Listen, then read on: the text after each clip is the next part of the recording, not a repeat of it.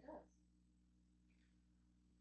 Welcome to Coffee and History, a conversation with Alabama Heritage. We are your hosts. I'm Rebecca Linder. I'm Susan Reynolds. And I'm Caroline Gazera-McKenzie. Join us as we sit down with some of the most fascinating folks in the Alabama community as we bring you the stories of Alabama that educate, inspire, and entertain.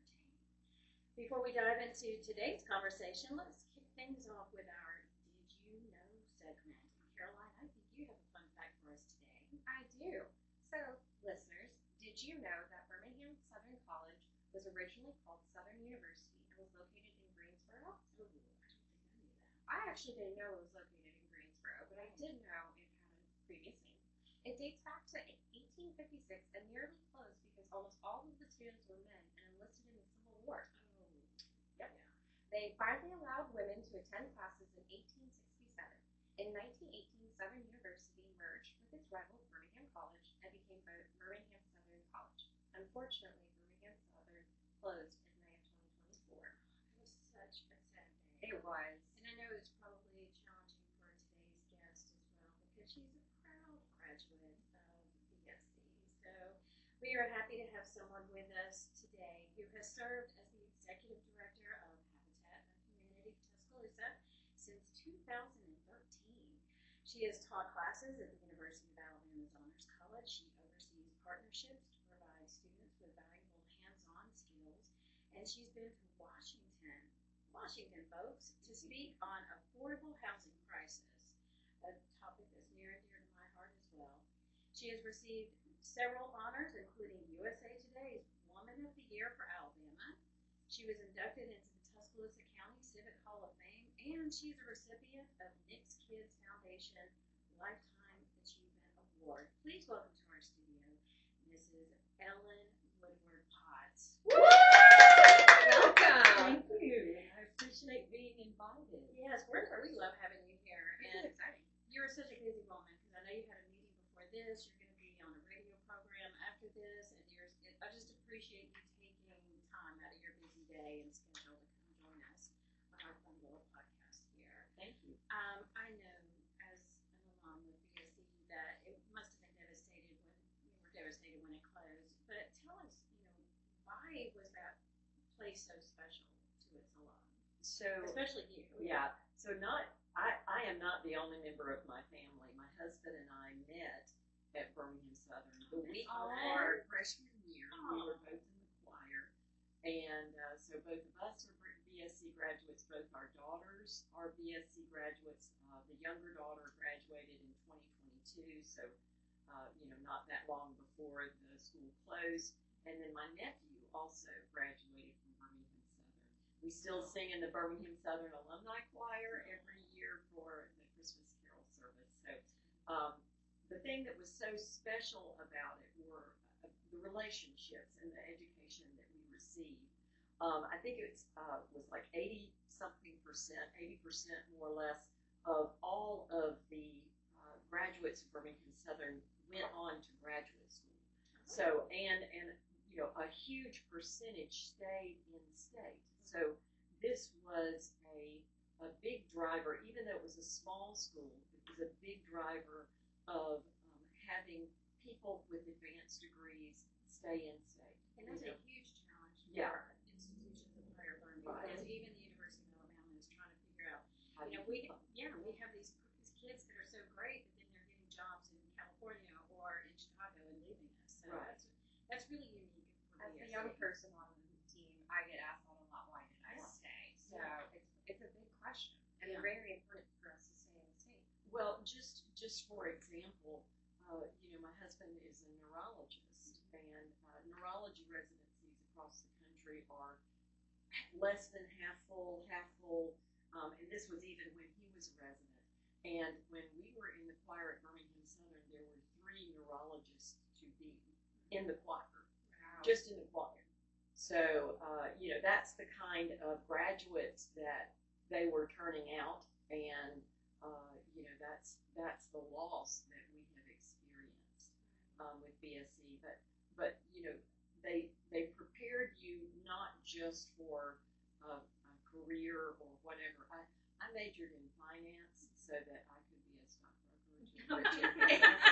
And you see how well that worked out. I've managed medical practices. I've taught classes on nonprofits. I've, managed Habitat since 2013. But Birmingham Southern prepared me for anything because it prepared us all to think critically.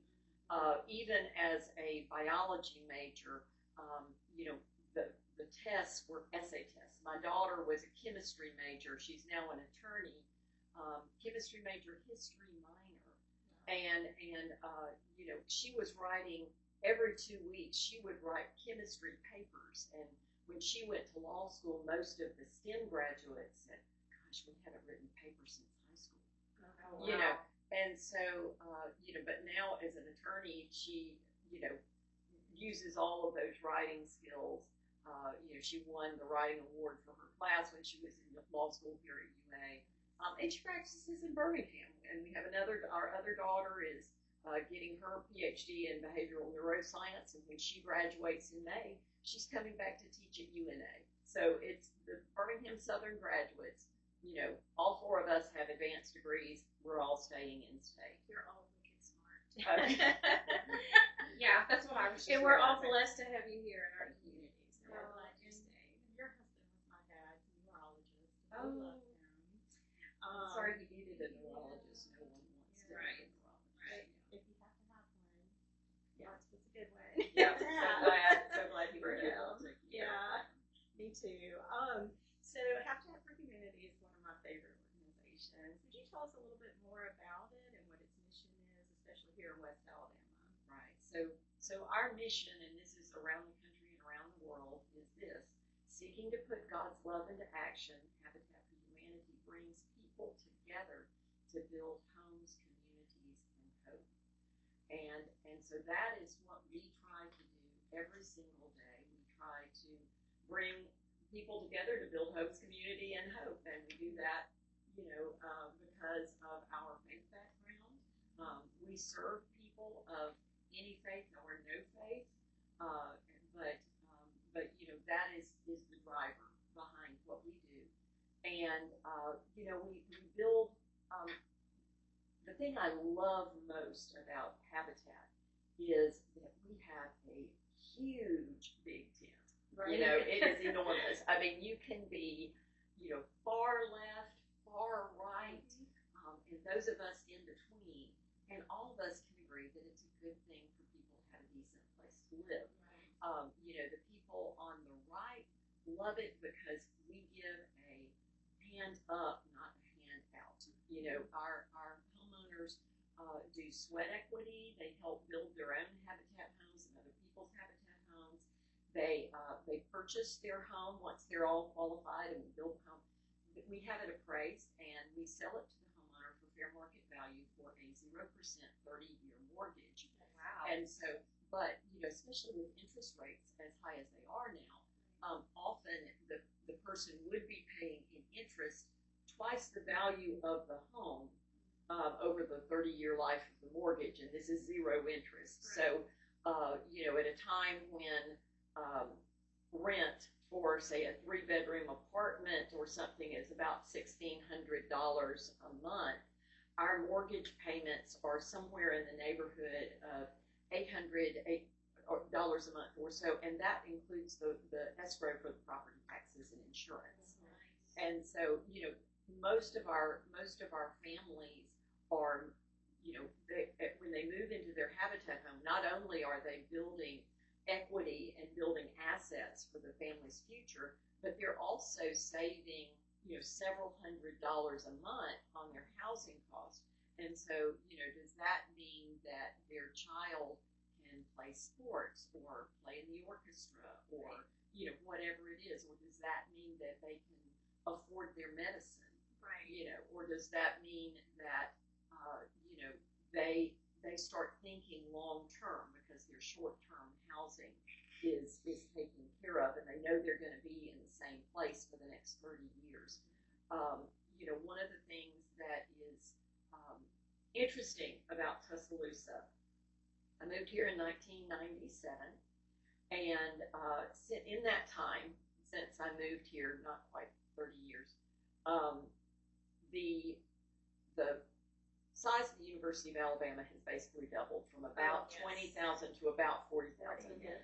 Mercedes, moved in all their suppliers and everything like that. But the April 27th, 2011 tornado, when it came through, 70% of the homes that were destroyed were occupied by people whose per capita income was $25,000 a year or less. Right. And so it just disproportionately destroyed affordable housing. And a lot of what has been built back, even with the growth of our community, a lot of what has been built back is luxury gang day condos, Right. or even some of our, previously affordable housing complexes, apartment complexes. They've been sold and they've been, renovated for not, for student housing, not for family housing. Right. There's been several apartment complexes where I knew people who lived there, and it was an apartment. But then, like you said, it was bought out by somebody else, and then they were flipped, and now they're all condos. So it's like you can no longer, rent this apartment for $500 or $600 a month for a one-bedroom or an efficiency or whatever.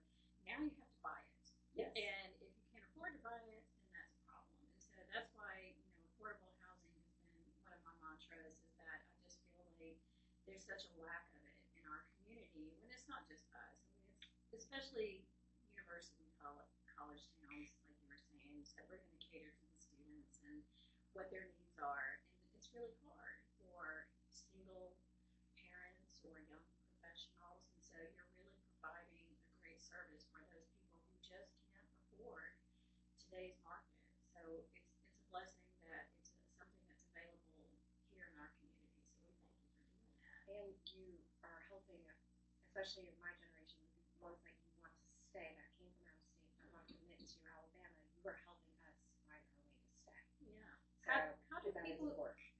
actually apply for these houses? I mean, what's the process? So the process is that, first of all, they attend an informational session, because we want to, Habitat is not for everybody. Right. There are a lot of criteria that we have that some people would just look and say, well, I could meet those, but I'm not interested in doing that. Or they may, make too much, they may make too little, they may have, say a bankruptcy in their, relatively recent past, they may have had a foreclosure, they may have too much debt, they may, whatever it is. We basically look at all of the things that we would look at if we were Wells Fargo or Bryant Bank or whoever. We look at those because we are a mortgage lender, and we have to follow all of the fun federal mortgage laws that we would if we were, a brick and mortar bank. So we look at their credit history. We don't have to have perfect credit. We want workable credit. And we also don't do like, oh, you've got to have a 600 or you've got to have a 700 or whatever. Because one of the things we've noticed is that when we put, let's say, two people side by side, one has a 700 credit score and maybe one has a 550 credit score, their credit history may be very, very similar, but they end up having very different scores. So we look at the history much more so than the score, and then we look at that. We look at their work history. If they're still working. I mean, we do have retired people that maybe have Social Security or retirement or whatever. But we look at their income. It has to be steady, verifiable income. So you don't want them to be underwater and No. be able to make payments and No. that kind of thing. So. And we all know that when you buy a house, things happen. Yeah. Right. Yes. Eventually, you got to have a new roof, or you got to have a new HVAC unit, Yes. or you have a pipe that bursts, and Right. And it all happens at once. exactly, and you have to be able to afford that deductible, Yes. or whatever. But we don't want to set people up to fail, And so if somebody, does not make enough to make the house payment, or even if they barely make enough to make the house payment, there are going to be expenses in that future. So we look at those things. We look to see, what percentage of their income would their housing costs be. if it's a family of one, we would probably build a 2-bedroom house. What is that going to cost them per month, and can they afford that? If it's we follow the HUD guidelines for the size of the house. So let's say that you have it's a parent with 3 kids. There are 2 boys that are maybe 8 and 10, and a girl who's 6 or something like that. We would probably do a 3-bedroom house. Now, if the 2 boys were 8 and 16, we might do a 4-bedroom house because the distance between the ages of the children. So we look at those guidelines. We want to make sure that adults who are not cohabitating are not sharing a bedroom. Children of the opposite sex are not sharing a bedroom. Children with a great age difference, even of the same sex, are not sharing a bedroom. Adults and children. That's going to be such a blessing because there's so many kids that, if they're, living in a situation where their parents can't afford housing, and then, even my mom when she was growing up, it's like, all the boys shared this bed in this room, and all the girls shared this space, and then you have sick kids. Yeah. And so for some, I can just only imagine how blessed these people probably feel, especially the children, knowing they have their own bedroom now, and that they have their own space.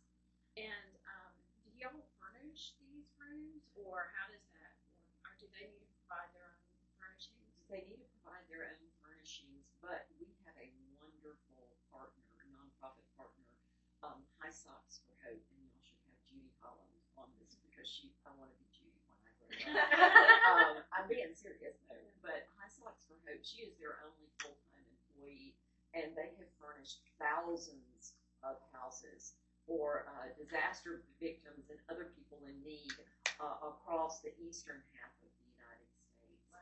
And they're based in Northport, and so so High Socks for Hope will at least provide beds, and everything is new. Mm-hmm. So it's not used mattresses that may have bed bugs or anything. Right.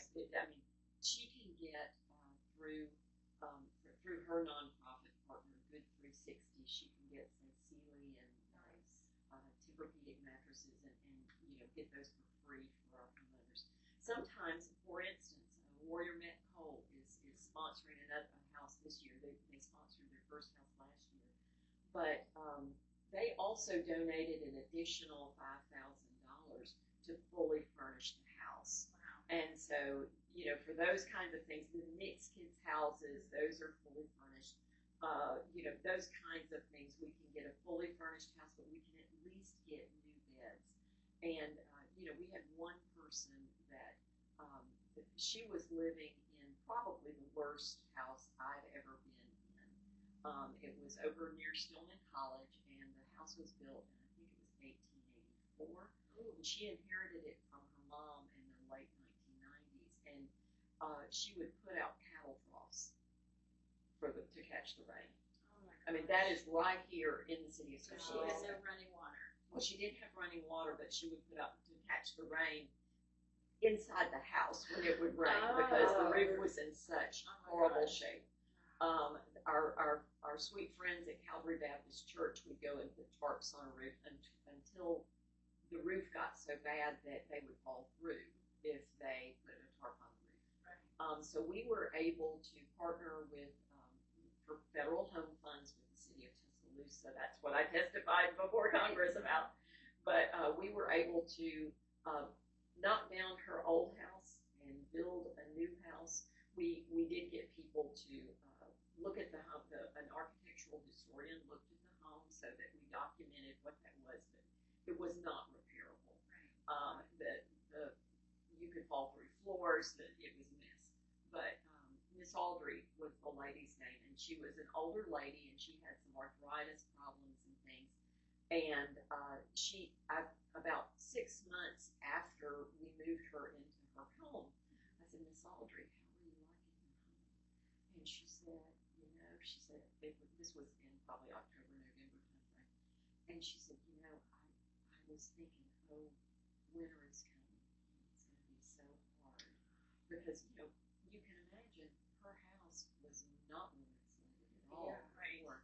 And then, you know, Right, and no, then it's you had, you had the water, And the the legislation, water damage, mold, all of the things. Oh, And she said, and then I realized, oh my gosh, I'm not going to be sleeping this winter where it's raining on me when I sleep. Right. I don't have to, you know, I mean, High Socks for Hope gave her a brand new bed. She said, this is the first bed I've ever slept on.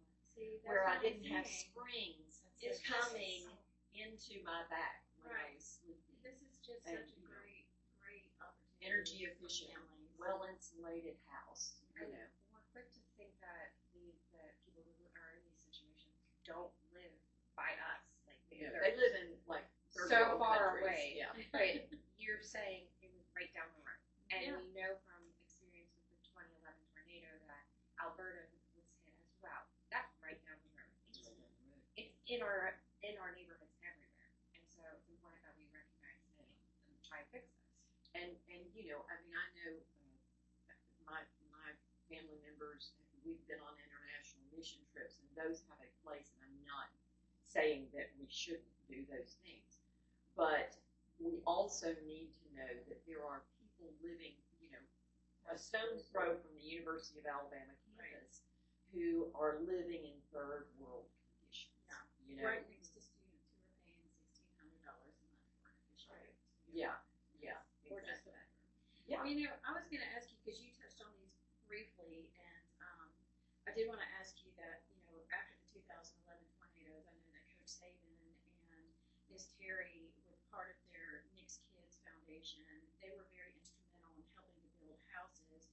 So, can you just briefly tell us about Nick's Kids Foundation, you know, and how they have, because you had mentioned they also provide, you know, furnishings. We had a hard hat here for our house, and I helped build that was in honor of Miss Terry.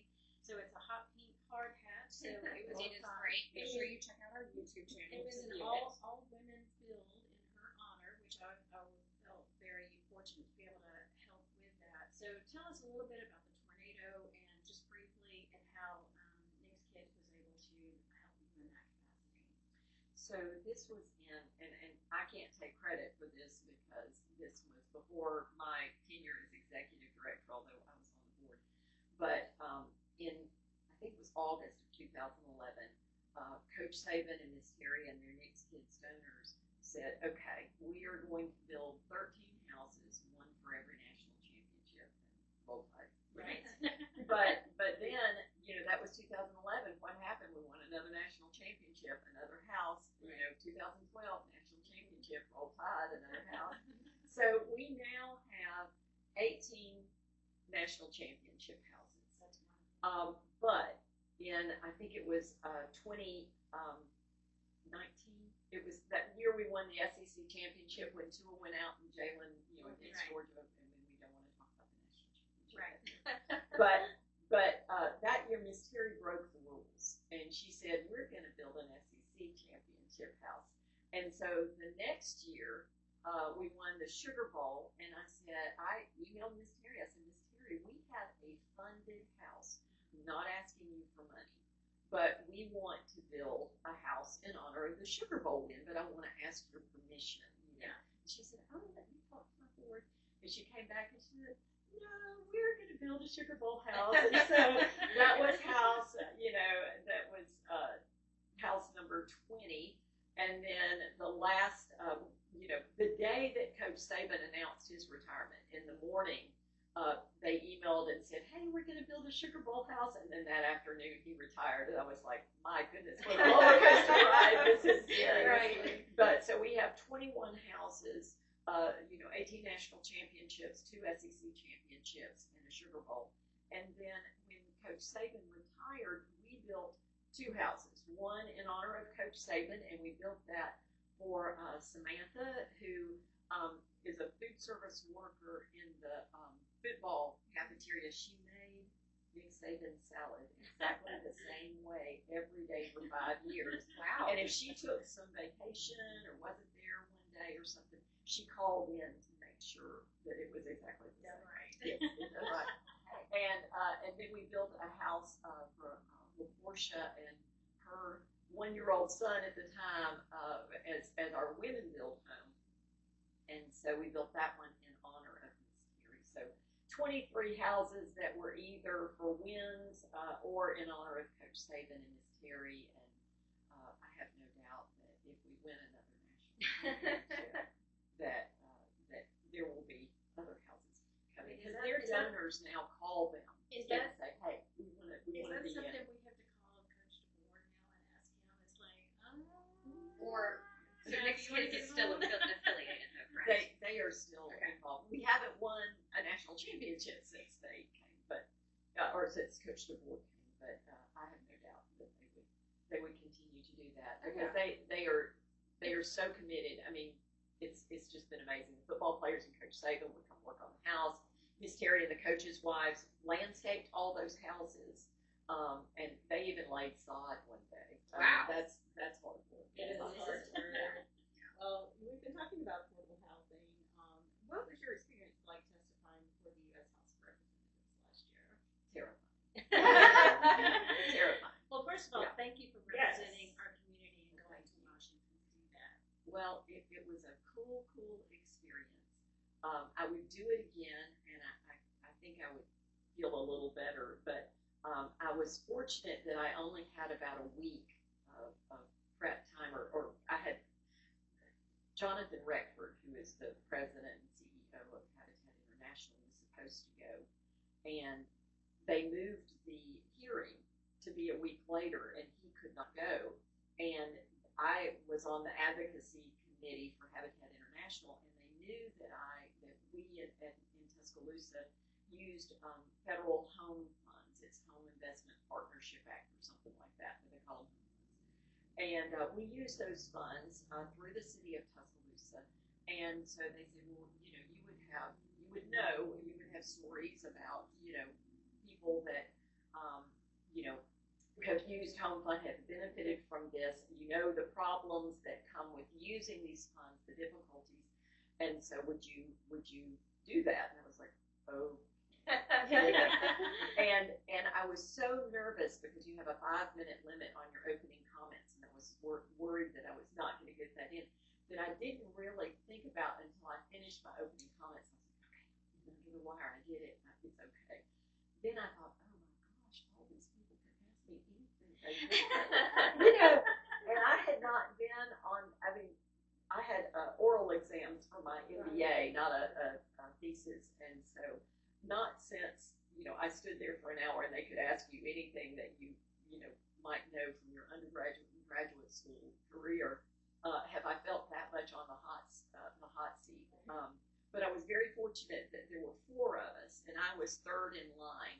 And sweet Allison George, who was from the Department of Housing in Colorado, she was first pretty much all the time, unless they were asking specifically about something in Tuscaloosa or something, about Habitat for Humanity. So, and there's a whole lot of, my district. Here's a question, my district. Right. And by the time, they got around, I was like, what's going on in this? But Allison, answered mostly first, so I was glad that she and the guy who also was in line ahead of me, I could formulate my answers, and know what the questions were. So, well, I think you did a great job. I appreciate you representing. Truly, it was a cool experience. Mrs. Potts goes to Washington.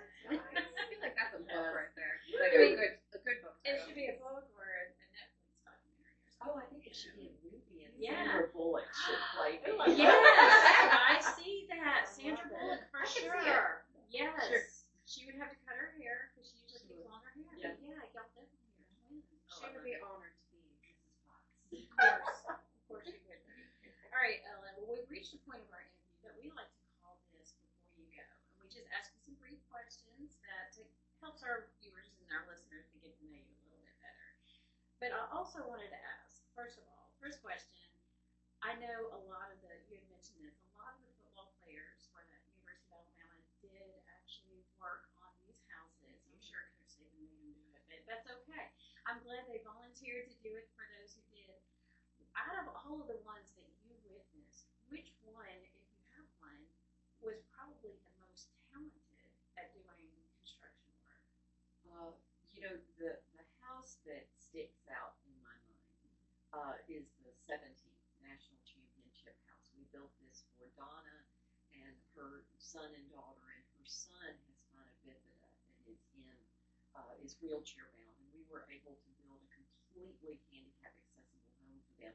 But I remember, because it was built on a slab specifically so that, for his wheelchair access and things, I remember the linemen who were, on the porch, they were doing work around the soffit, around basically the ceiling of the porch.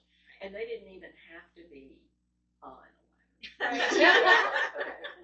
Because they're just so big. Right. And then I remember two things others about that. Jalen Hurts led the morning crew, and Tua Tagovailoa led the afternoon crew. Oh. And Jalen and Coach Saban worked, and they built, and several others, they had Bugs and some others, built the storage house in the back, and just worked hard. I've sent my counterparts in Philadelphia pictures of Jalen working on that Habitat home. But one thing I remember Coach Saban always says is that Tua was up on a ladder doing work that afternoon, and he was like, "Miss Terry, can we get Tua off the ladder?" But they come and they work hard and they sign up for that. Right. They don't. You can sign up or not sign up, and we've had high profile players that have and high profile players that haven't, and that's okay.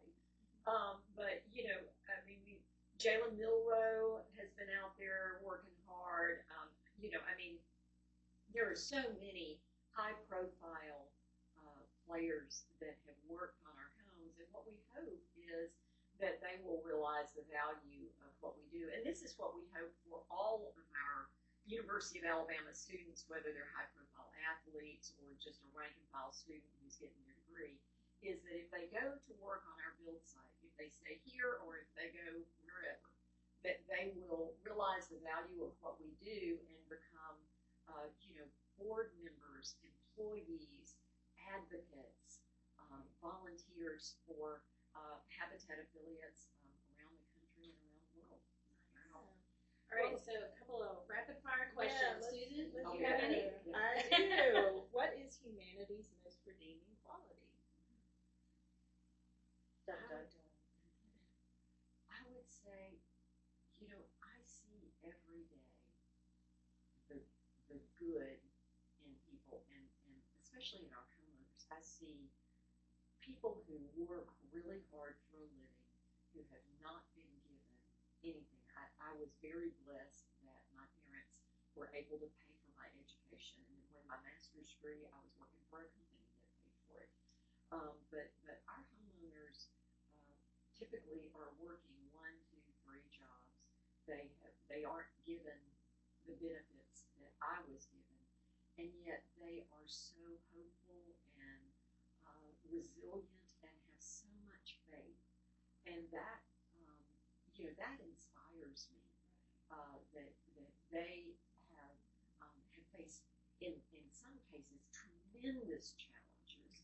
Our homeowner, our 17th National Championship homeowner, whose son has spina bifida, the great grandmother who's a school bus driver from Tuscaloosa City Schools, and she's raising her 3 great grandchildren. Wow. The grandmother who's raising her autistic grandson. Yes. She is 77 years old and is driving a Tuscaloosa City Schools school bus for special needs children every single school day. So that's what inspires me, and that's what gives me hope for humanity. I love that. What's one thing you always wanted to do? I always wanted to play the harp. Ooh. Nice. And I don't even know where you find harps, like to go try and play one. I always thought, gosh, and I took piano lessons, and then I discovered that I could sing much better than I could play piano. And so I took voice lessons and things, and I always thought it would be cool to play the guitar. And it is, it's an enormous instrument. You've got to carry it around with you and stuff, and so it's not very practical. But and I really don't have that level of hand-eye coordination where I can see that music, and then I just know this from piano. I just need to stick to singing. So, Ellen, who was your first celebrity crush? Okay. This is going to date me all. I'm about to turn 60. So am I. Yeah. That's okay. Yeah. We're the It's same okay. age. It's all good. 60 is the new. It So, is, exactly. honestly.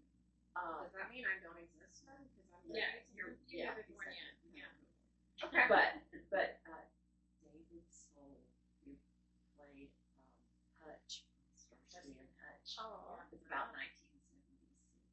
he was a Yeah. It could have. Yeah. Don't give up on us, baby. It might have been. It might have been Donny Osmond when I was 5. And, Okay. Yeah. Okay. The Osmond. So you It might went have from been. a brunette to a blonde. Yes. And then I kind of stuck with blonde. I Yeah, got blonde hair, blue eyes. Okay, I got you. Yeah. Oh, that's And then there was Sean Cassidy and Parker Stevenson. Oh, my Boys. heavens. All those. Yeah. I was. love it. Yeah. You had lots of crushes. I approve. Lots of pressures. Yeah. So you're involved in choir. What's the largest crowd you've ever sung for? Probably.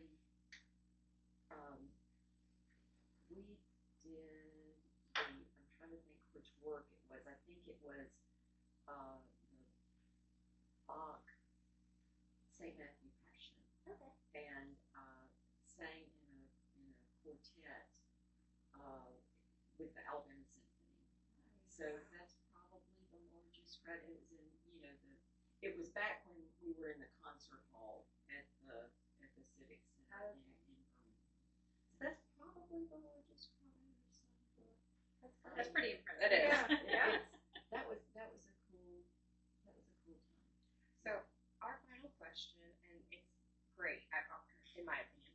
You and I have the same shirt that says "Not bossy, just aggressively helpful," and I was given the shirt by Rebecca actually because I'm not bossy, just aggressively helpful. Which is a great sign of Leadership. Out of your leadership roles, which has brought you the most joy?